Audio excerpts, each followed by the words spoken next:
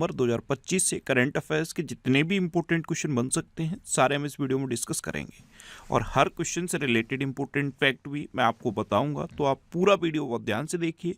Last में आपसे question पूछूंगा, उसका आंसर आपको कमेंट बॉक्स में बताना है। तो चलिए स्टार्ट करते हैं। पहला क्वेश्चन है, अंतर्राष्ट्रीय चीता दिवस कब मनाया गया है? तो अभी 4 दिसंबर को अंतर्राष्ट्रीय चीता दिवस मनाया गया। तो इस क्वेश्चन का बी ऑप्शन सही है। दुनिया भर में सबसे तेज भूमि प्राणी के रूप में चीता को जाना जाता है और चीता के संरक्षण के प्रति जागरूकता बढ़ाने के लिए हर साल ये 4 दिसंबर को अंतर्राष्ट्रीय चीता दिवस मनाया जाता है। देखो, 4 दिसंबर को भारतीय नौसेना दिवस भी मनाया जाता है, यानी कि इंडियन नेवी डे, ये भी 4 दिसंबर को मनाया जाता है। और 4 दिसंबर को ही अंतर्राष्ट्रीय बैंक दिवस भी मनाया जाता है, यानी कि इंटरनेशनल डे ऑफ बैंक्स, ये भी 4 दिसंबर को मनाया जाता है। अभी 1 दिसंबर को क्या मनाया गया? विश्व एड्स दिवस और बीएसएफ का स्थापना दिवस। और 1 दिसंबर को ही नागालैंड राज्य दिवस भी मनाया जाता है। 2 दिसंबर को अंतर्राष्ट्रीय दास्ता उन्मूलन दिवस, राष्ट्रीय प्रदूषण नियंत्रण दिवस और विश्व कंप्यूटर साक्षरता दिवस मनाया गया। और 3 दिसंबर को अंतर्राष्ट्रीय विकलांग दिवस मनाया गया। तो दिसंबर में अब तक इतने इंपॉर्टेंट डे मनाए गए हैं, ये आपको याद रखने हैं। और मैं आपको बोलता हूँ, डेली मॉर्निंग में उठकर सबसे पहले अपने लिए एक टारगेट फिक्स करो, चाहे छोटा सा ही टारगेट फिक्स करो, लेकिन डेली मॉर्निंग में उठकर सबसे पहले अपने लिए एक टारगेट फिक्स करो और फिर अपना पूरा दिन उस टारगेट को अचीव करने में लगा दो। आपकी लाइफ ऑटोमेटिकली अच्छी हो जाएगी। नेक्स्ट क्वेश्चन है, हाल ही में जारी भारत की हेरिटेज फुटफॉल रैंकिंग में कौन शीर्ष पर रहा? तो हेरिटेज फुटफॉल रैंकिंग 2024-25 ये जारी की गई है। इसमें ताजमहल टॉप पर रहा है। तो इस क्वेश्चन का सी ऑप्शन सही है, यानी कि ताजमहल पे सबसे ज़्यादा फुटफॉल हुआ है। फुटफॉल का मतलब यह है सबसे ज़्यादा टूरिस्ट ताजमहल को देखने के लिए पहुंचे हैं। तो भारत की हेरिटेज फुटफॉल रैंकिंग 2024-25 में ताजमहल टॉप पर है, यानी कि जितने भी टूरिस्ट दुनिया भर से या भारत से इस तरह के टूरिस्ट प्लेस को देखने जाते हैं, उनमें सबसे ज़्यादा टूरिस्ट ताजमहल पे पहुंचे हैं। तो ये फुटफॉल रैंकिंग में ताजमहल टॉप पर है। नेक्स्ट क्वेश्चन है, हाल ही में जारी महिला शांति और सुरक्षा इंडेक्स 2025-26 में कौन सीट्स पर रहा है? तो महिलाओं के लिए शांति और सुरक्षा इंडेक्स ये जारी किया जाता है। इस बार 2025-26 का इंडेक्स जारी किया गया है। इसमें डेनमार्क टॉप पर रहा है। तो इस क्वेश्चन का बी ऑप्शन सही है, यानी कि महिलाओं के लिहाज से देखा जाए तो सबसे अच्छा देश डेनमार्क है। यानी कि महिलाओं की शांति, सुरक्षा, इस तरह के पैरामीटर को अगर आप देखेंगे तो डेनमार्क टॉप पर है। तो डेनमार्क तो टॉप पर है, सबसे लास्ट पे कौन हो सकता है? इमेजिन करोगे, सबसे लास्ट पे है अफगानिस्तान। पहले पे याद रखो और लास्ट पे कौन है ये याद रखो। अब डेनमार्क टॉप पर है, तो ये है मैप में डेनमार्क। डेनमार्क की कैपिटल है कोपेनहेगन, डेनमार्क की करेंसी है डेनिश क्रोना और डेनमार्क के प्राइम मिनिस्टर हैं मैट फ्रेडरिक्सन। कौन है? Mat Frederiksen. नेक्स्ट क्वेश्चन है, हाल ही में एप्पल ने किस भारतीय को अपना एआई वाइस प्रेसिडेंट बनाया है? तो एप्पल ने अपना आर्टिफिशियल इंटेलिजेंस वाइस प्रेसिडेंट अमर सुब्रमण्यम को बनाया। तो उस क्वेश्चन का सी ऑप्शन सही है। ये भारतीय मूल के हैं अमर सुब्रमण्यम और इनको एप्पल ने अपना एआई वाइस प्रेसिडेंट बना दिया है। अच्छा, अभी सैफाली वर्मा को हरियाणा महिला आयोग का ब्रांड एम्बेसडर नियुक्त किया गया। ज्ञानेश कुमार ने अंतर्राष्ट्रीय लोकतंत्र और चुनावी सहायता संस्थान के अध्यक्ष का पद संभाला है। अमित अग्रवाल को नया टेलीकॉम सेक्रेटरी बनाया गया है। सेबी का पूर्णकालिक सदस्य संदीप प्रधान को नियुक्त किया गया।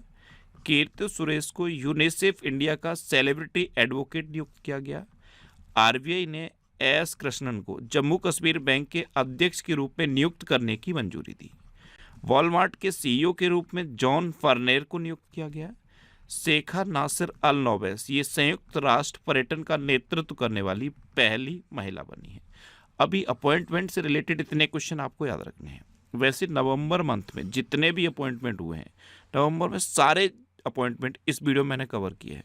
नवंबर में जितने भी अपॉइंटमेंट हुए हैं सबका ये कंप्लीट वीडियो है महत्वपूर्ण नियुक्तियों का। और ये वीडियो आपको यूट्यूब पर फैक्ट स्टडी चैनल पर मिल जाएगा।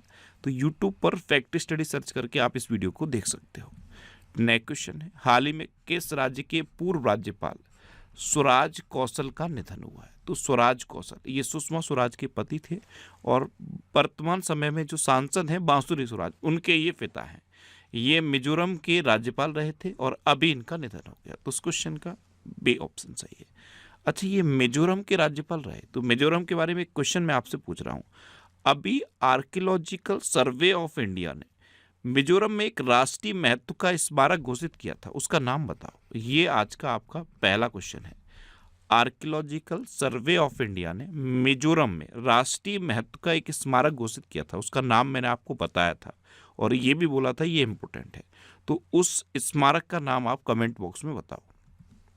अच्छा, ये है मिजोरम। मिजोरम की कैपिटल है आइजोल। मिजोरम के चीफ मिनिस्टर हैं लालदुहम्मा और मिजोरम के गवर्नर हैं जनरल बीके सिंह।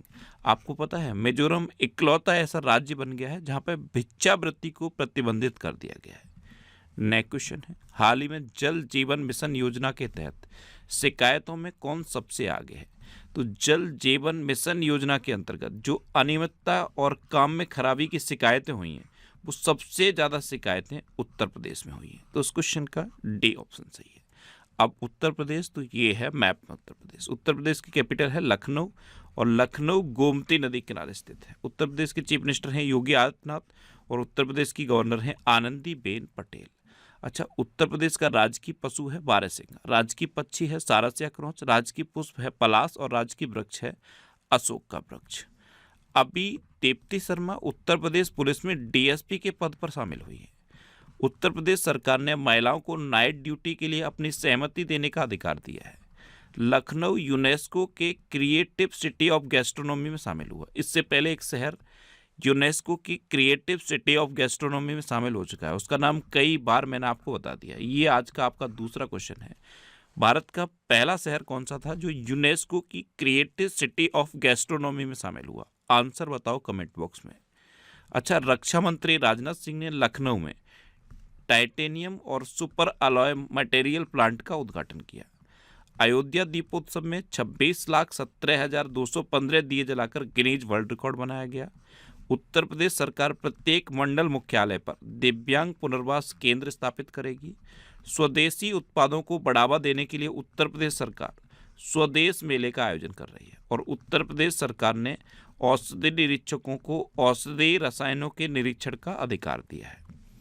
अच्छा, उत्तर प्रदेश गन्ना, गेहूं, दूध, आलू, सब्जी और हरी मटर के उत्पादन में नंबर 1 पे है। उत्तर प्रदेश में दुधवा नेशनल पार्क है, कतर्निया घाट वाइल्ड लाइफ सेंचुरी है और पीलीभीत टाइगर रिजर्व है। उत्तर प्रदेश के बारे में क्वेश्चन पूछूं आपसे, ये आज का आपका तीसरा क्वेश्चन हो जाएगा। भारत का पहला टेम्पर्ड गैस प्लांट, जो टेम्पर्ड ग्लास होता है ना, मोबाइल पे लगता है, तो भारत का पहला tempered glass plant Uttar Pradesh में किस शहर में खुला है? ये आप बताओ। भारत का पहला टेम्पर्ड ग्लास का जो प्लांट है उत्तर प्रदेश के एक शहर में खुला है, उस शहर का नाम आप कमेंट बॉक्स में बताओ। नेक्स्ट क्वेश्चन है, हाल ही में किस देश में यमरी त्योहार मनाया गया? यमरी त्योहार ये नेपाल में मनाया गया। तो इस क्वेश्चन का ए ऑप्शन सही है। धान की कटाई के मौसम के खत्म होने के उपलक्ष्य में ये मनाया जाता है। यह मरी त्योहार ये कहाँ मनाया गया है? नेपाल में। अब नेपाल में मनाया गया तो ये है मैप में नेपाल।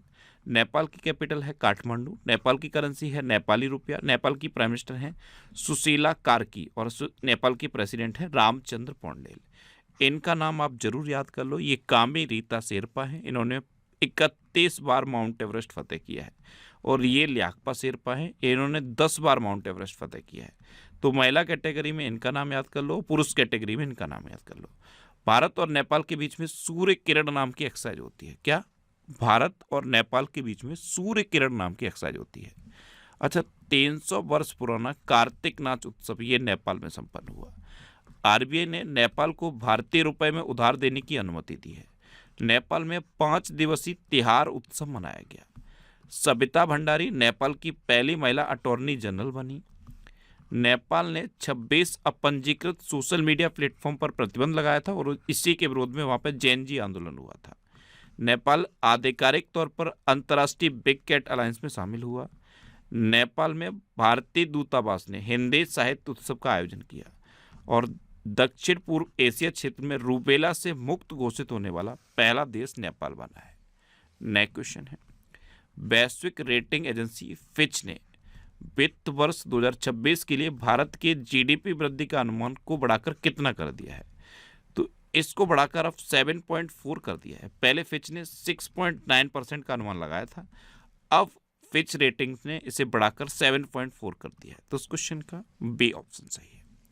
नेक्स्ट क्वेश्चन है, किस राज्य में बाल विवाह में 47% की वृद्धि हुई है? आप सोच के देखो, 21वीं सेंचुरी है, 2025 चल रहा है और एक राज्य है जहां पे बाल विवाह में 47% की वृद्धि हुई है। वो राज्य पता है कौन सा है? मध्य प्रदेश।